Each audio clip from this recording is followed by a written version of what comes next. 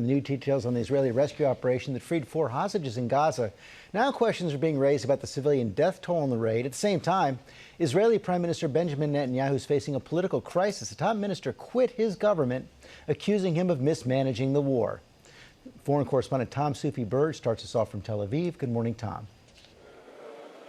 Good morning, George. Yeah, 3 of those Israeli hostages rescued from Gaza still recovering here at the Sheba Medical Center as we learn more about the military operation to free them, as well as the Israeli airstrikes killing and injuring Palestinian civilians.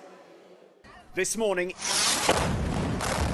videos showing the ferocity of Israeli airstrikes, which accompanied a huge military operation to free 4 hostages being held in Gaza by Hamas, with new details emerging of Saturday's daytime rescue raid to bring them home. 26-year-old Noah Agamani hugging her father shortly after her rescue. Noah seen pleading for her life on October 7th as she was taken by Hamas at the Nova Music Festival.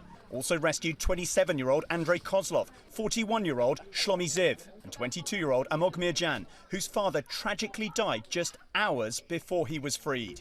The 3 men this morning still undergoing treatment at this hospital in Tel Aviv. Itai Pesek saying they've all experienced immense trauma. And now they're improving. But there's still a very long way of rehabilitation that they would need to get. The IDF saying it gathered weeks of intel with hundreds of troops fighting for days in the Al-Nusrat refugee camp in central Gaza before the rescue operation began at 11 a.m. on Saturday. Israeli special forces disguised as local Palestinians moving into 2 buildings where the hostages were being held.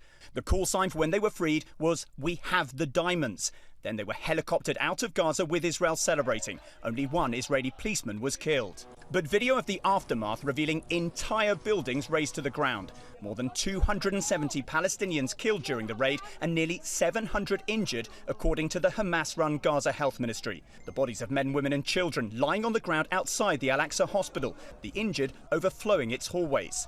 One woman saying 2 of her cousins were killed, 2 others seriously injured. They did not commit any sin. They were sitting at home, she says. The IDF disputing Hamas's casualty figures and defending its operation to our Martha Raddatz. Tell me why those airstrikes were necessary, why buildings were destroyed in that attack. The forces came under fire from a 360-degree threat. RPGs, AK-47s, explosive devices on the way, mortar rounds. It was and is a war zone. And so civilians in that is the tragedy of civilians being caught up in this is precisely because of how Hamas is battling us on the battleground. But the hostages' rescue not calming pressure on Israeli Prime Minister Netanyahu for his handling of the war. Overnight, Benny Gantz, a key member of Israel's war cabinet, resigning from the coalition government and calling for elections, accusing Netanyahu of letting his own political ambitions get in the way of fateful strategic decisions. And like President Biden, guys, Benny Gantz has called for a deal to end the war and free dozens of remaining hostages, including Americans. Secretary of State Blinken arriving here in Israel today to meet Netanyahu as ceasefire talks between Israel and Hamas appear to have stalled, Michael. All right, thank you for that, Tom.